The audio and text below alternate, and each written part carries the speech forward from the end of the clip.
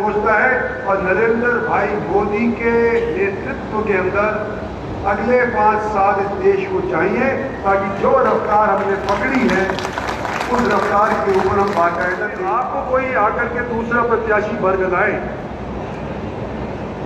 कि गांव में ये काम नहीं हुआ, मोहल्ले में ये काम नहीं हुआ, फलाने का ट्रांसफर नहीं, लेकिन देश की तरक्की की बात अगर वो जोड़ना चाहे हरियाणा के इलेक्शन के साथ तो कृपा करके उनके बरगलाने के अंदर ना आओ। अपनी निगाह आज के दिन सिर्फ मोदी और देश की तरक्की के ऊपर रखने के लिए मैं आपसे निवेदन, पिछली तरह की बात इस बार भी आप मुझे और मेरी पार्टी को यहाँ से जिता करके भेजेंगे, ये मेरी आप लोगों से आशा है, ये मेरी आप लोगों से उम्मीद है, यही मेरी आप लोगों से दरख्वास्त है। गुरुग्राम लोकसभा क्षेत्र से भाजपा प्रत्याशी राव इंद्रजीत सिंह ने बावल में आयोजित चुनावी सभा में लोगों से विपक्ष के उम्मीदवारों के बहकावे में नहीं आने की बात कही।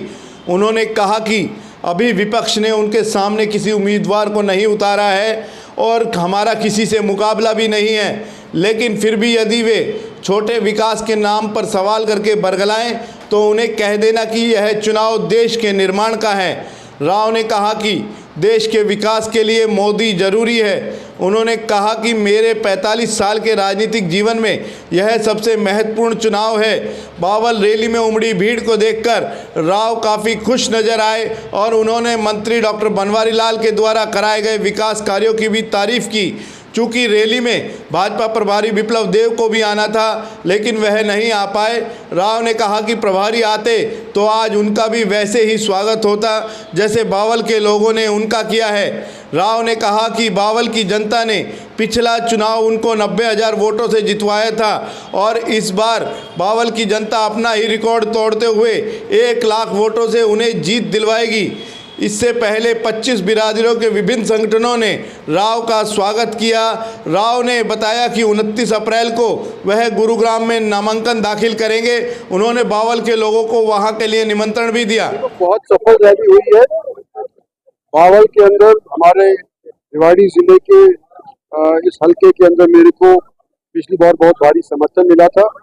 जितना समर्थन पिछली बार मिला था उससे ज्यादा समर्थन मिलने की इस बार भी उम्मीद है। और जो यहाँ पर अनाज मंडी के अंदर ये रैली हुई है, मैं समझता हूँ कि जो जोश भरा हुआ माहौल मुझको नजर आया वो पहले शायद दूसरी जगहों के मेरे को जरूरत नहीं आया है, क्योंकि मैंने और कहीं करी नहीं।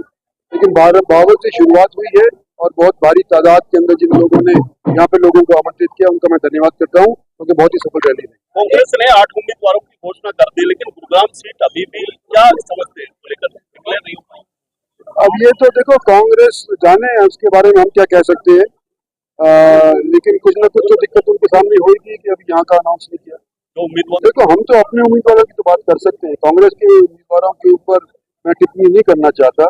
सिर्फ इतना ही कहना चाहता हूँ कि हमारी पार्टी इस बात में विश्वास करती है कि जो किसी और ने काम किया है उसको छोटा नहीं दर्शाएंगे, अपनी लाइन उससे बड़ी खींचेंगे। तो हमारे को जिस तरह से सहयोग मिल रहा है पब्लिक की तरफ से, तो हम उम्मीद तो यही करते हैं कि पब्लिक हमारे को सहयोग देगी और 10 की 10 जिताएगी। चलो जी।